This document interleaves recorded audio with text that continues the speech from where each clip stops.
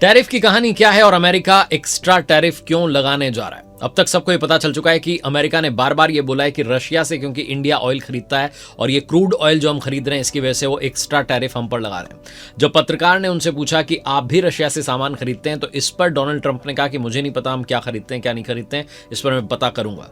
कुल मिलाकर के बात जो भी हो, इंडिया पर 25% टैरिफ और अमेरिका ने लगा दिया है और अभी तो ये कह रहे हैं कि 8 घंटे हुए हैं, देखते रहिए आगे होता है क्या।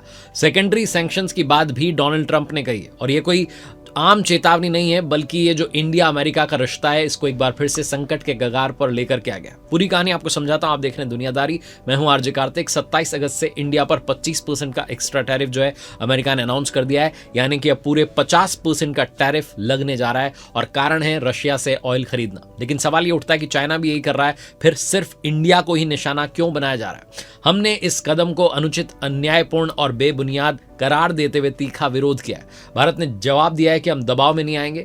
कच्चे तेल का जो आयात है वो एक बाजार आधारित निर्णय होता है और इसका पर्पस है 140 करोड़ इंडियंस की ऊर्जा जरूरतों को पूरा करना। भारत ने साफ कर दिया है कि हम राष्ट्रीय हितों से, नेशनल इंटरेस्ट से कोई भी समझौता नहीं करेंगे। अब बात करते हैं कि सेकेंडरी सैंक्शन होते क्या हैं और इंडिया पर इसका क्या असर पड़ने जा रहा है। सेकेंडरी सैंक्शन यानी वो प्रतिबंध जो अमेरिका उन देशों या कंपनीज पर लगाता है जो पहले से प्रतिबंधित देश जैसे रशिया, ईरान से बिजनेस करते हैं।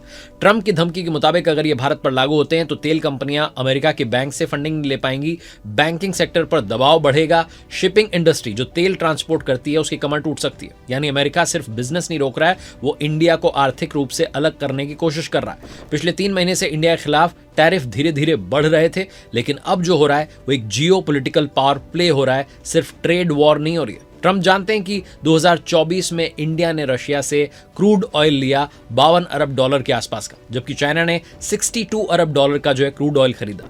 फिर भी टारगेट सिर्फ इंडिया को क्यों बनाया जा रहा है? क्योंकि भारत ट्रंप की शर्तों पर झुकने को तैयार नहीं है। ना डेयरी सेक्टर हमने खोला है, ना बीफ बेस्ड प्रोडक्ट्स को इंडिया में एंट्री दी है। अब बात करते हैं कि भारत बाजार में कैसे पिछड़ सकता है। तो इंडियन फुटवेयर पर पहले 8% टैक्स लगता था, अब 50% और यानी कि 58% टैक्स लगने वाला है। अप्रैल से जून 2025 के बीच में इंडिया का जो अमेरिकी निर्यात था वो 22% बढ़ा था, लेकिन अब ये सीधा 25 से $30 अरब गिर सकता है। इस सब के बीच में GTRI ने चेतावनी दी है कि इस टैरिफ के कारण इंडियन एक्सपोर्टर्स के लिए जो अमेरिका का बिजनेस है वो छूट सकता है। अब बात करते हैं कि ट्रंप की धमकी से कौन झुका और कौन डटा रहा।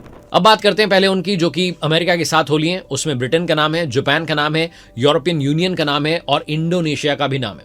जापान और इंडोनेशिया ने तो बोइंग खरीदने का वादा कर दिया। साउथ कोरिया जो है उन्होंने टैक्स घटवाया, फिर भी अपना मार्केट नहीं खोला है। झुकने से इनकार करने वाले देशों की बात करें जिन्होंने कि ट्रंप को साफ मना कर दिया। जब ट्रंप ने टैरिफ वॉर की धमकी दी तो कई देशों ने कॉन्ट्रैक्ट कर लिया, लेकिन कुछ देश ऐसे थे जो डट करके खड़े रहे और विरोध करते रहे। उन्होंने कहा कि हम अपने देशों के हितों के साथ में कोई समझौता नहीं करेंगे, चाहे टैरिफ कितना भी बढ़ा दो।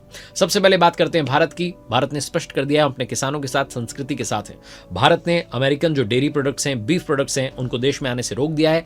MSME सेक्टर को बचाने और संस्कृति के साथ खड़े रहने का ही फैसला किया है। हमने निर्णय किया है कि हम अमेरिका की शर्तों को नहीं मानेंगे। दूसरी बात, दूसरे देश की बात करें तो वो है चाइना। उन्होंने कहा है कि सब्सिडी नहीं घटाएंगे, चाहे टैरिफ आप कितना भी बढ़ा लें। चीन पर ट्रंप ने भारी टैक्स लगाया था ताकि वो सरकारी कंपनीज को मिल रही सब्सिडी को खत्म करें, लेकिन चीन ने साफ कर दिया है कि हम अपने सिस्टम से कोई भी समझौता नहीं करेंगे।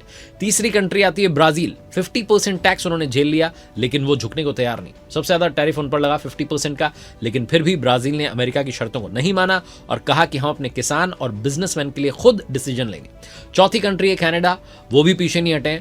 इसी के साथ में पांचवी कंट्री की अगर मैं बात करूं तो पांचवी कंट्री है साउथ अफ्रीका, जिन्होंने अमेरिका की जगह अपने दोस्तों का साथ देने का निर्णय लिया है, जिसमें रशिया, चाइना, ईरान के साथ जो है वो खड़े रहे।